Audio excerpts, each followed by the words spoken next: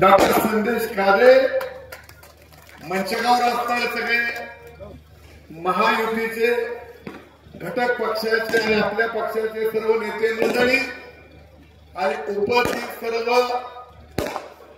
पेलूर आणि परिसरातील बंधू भगिनी माझ्या तरुण सहकारी मित्र, आपण सगळ्यांनी उद्याच्या 20 तारखेला आपल्यासह आपले स्नेही कुटुंबीय आप्त इष्ट मित्र याला 20 तारखेला सकाळी घड्याळाच्या चित्रापुरतं बटन दाबून यशवंतदादांना प्रचंड मताने विजय करून द्या अशा प्रकारची विनंती करण्यासाठी मी या ठिकाणी उभा राहिलेलो आहे. बराच वेळ झाला सभा चालू आहे, सगळ्यांची भाषणं झाली, सगळ्यांनी आपल्याला हवा अशा भाषेत या तालुक्याचे विरोधकांचा समाचार घेतलेला आहे. आणि आता आमच्या खेड्यामध्ये म्हणलं जातं की राशीवर मात्र उपनलं तर रास सगळी खराब होती. तशा प्रकारे मी आता फारसं आपल्याला बोलणार नाही, परंतु अनेकांनी इथं बऱ्याच लोकांबद्दल वाचता केली. खरं म्हटलं तर ते बाप्पा म्हणाले तसं की अशा लोकांना फार महत्व द्यायचं नसतं. ही अशी माणसं समाज सेवा करून समोर प्रसिद्धीत येत नसतात आणि आपल्याला समाजसेवा करायची नाही, आपल्याला लोकांच्या समस्या सोडवायच्या नाहीत, परंतु आपल्याला फोकस मध्ये यायचं आहे म्हणल्यानंतर हा ठिकाणी करावा लागतो. हा त्यांचा धंदा आहे, ते त्यांचा धंदा करतायत. त्याच्यावरून एक तुम्हाला थोडीशी गोष्ट सांगतो. एकदा एक ऋषी पाण्यामध्ये सूर्य उगवतो, त्या सूर्याकडे बघून ते आपलं हे करत होते,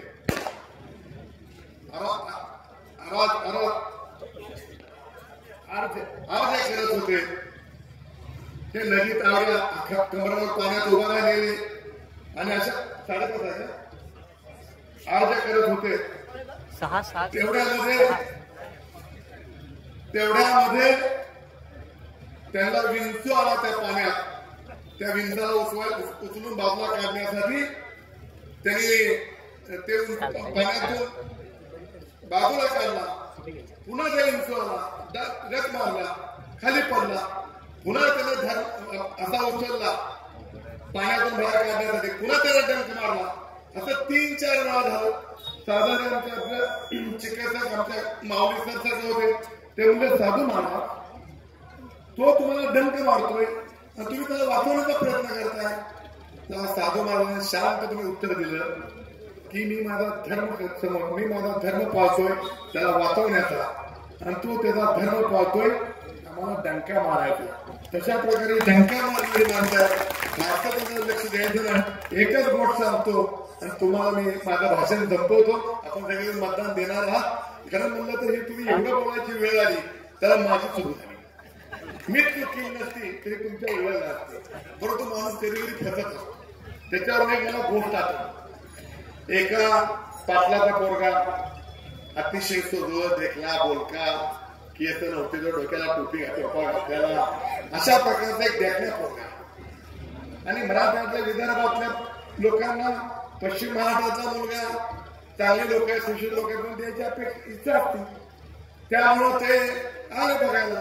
पाटलाचा पोरगा आहे, तुमच्या आमच्या दयानंदच्या गावचा पोरगा आहे, चांगला कलारांचा पोरगा आहे म्हणून बघितलं. पोरगा पटला, बघितला चांगला मुले आपल्या मुलीला या मुले आमच्याकरता भेटी केली.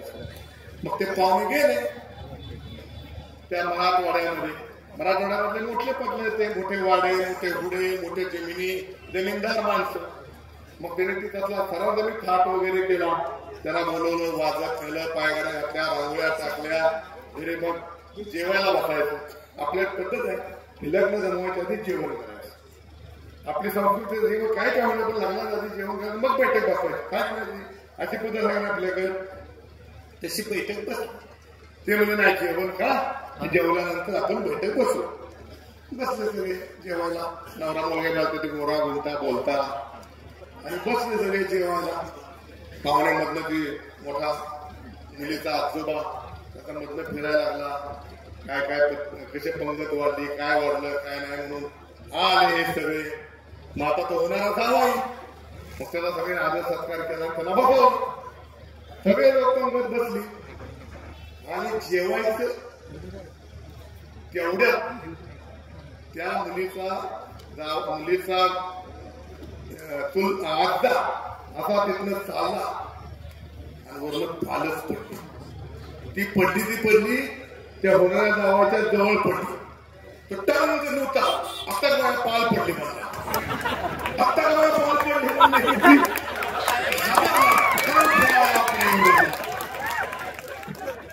हा काय झालं का काय नाही मला जेव्हा तुम्ही जावा मला आम्हाला फसवलं, आमच्या पुढेच वाटलं करायला लागला तुम्ही. आता पाळपासून तुम्ही आम्हाला जावा द्यायला वाटलं.